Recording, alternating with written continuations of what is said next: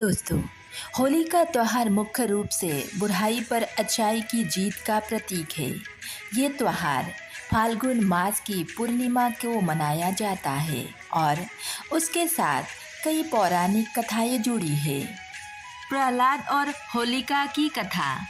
भक्त प्रहलाद और उसकी दुष्ट चाची होलिका से जुड़ी है। प्राचीन काल में हिरण्यकशिपु नामक एक राक्षस राजा था। उसे ब्रह्मा जी से वरदान प्राप्त था कि वो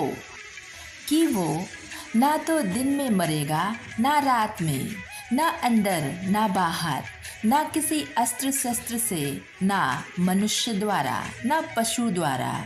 इस वरदान के कारण वो अत्यंत अहंकारी हो गया और खुद को भगवान मानने लगा। लेकिन उसका पुत्र प्रहलाद भगवान विष्णु का परम भक्त था। हिरण्यकशिपु ने उसे विष्णु भक्ति छोड़ने के लिए कई यातनाएं दी, लेकिन प्रहलाद अपनी भक्ति पर अड़ा रहा।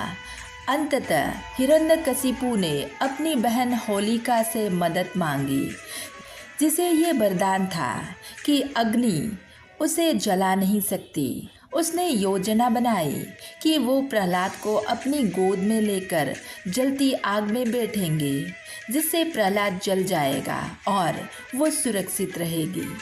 लेकिन हुआ उसके उल्टा। भगवान विष्णु की कृपा से होलिका जलकर भस्म हो गई और प्रहलाद सुरक्षित बच गया। तभी से होली जलाने की परंपरा चली आ रही है, जिसे होलिका दहन भी कहा जाता है। ये बुराई पर अच्छाई की जीत का प्रतीक है।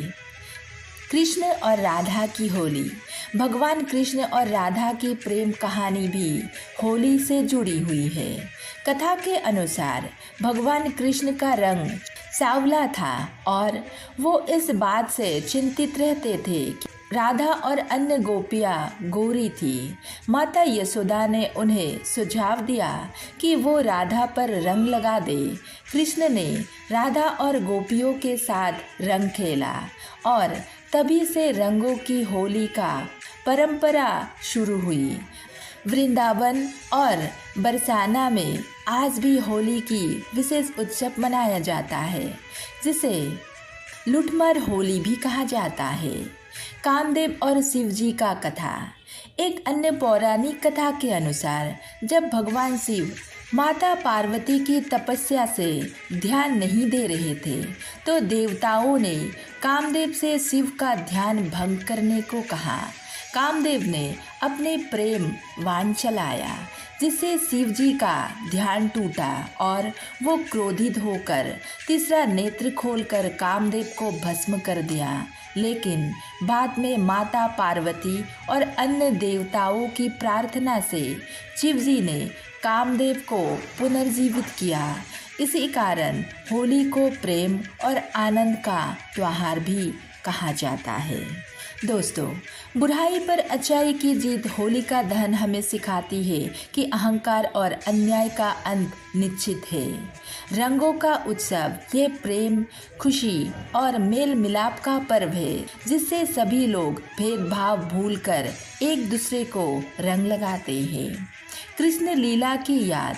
ये त्यौहार प्रेम और भक्ति का प्रतीक है। जैसे कि भगवान कृष्ण और राधा को होली में देखा जाता है। ऋतु परिवर्तन। होली के बाद गर्मी का मौसम शुरू हो जाता है और ये प्रकृति में बदलाव का संकेत भी है। राधे राधे।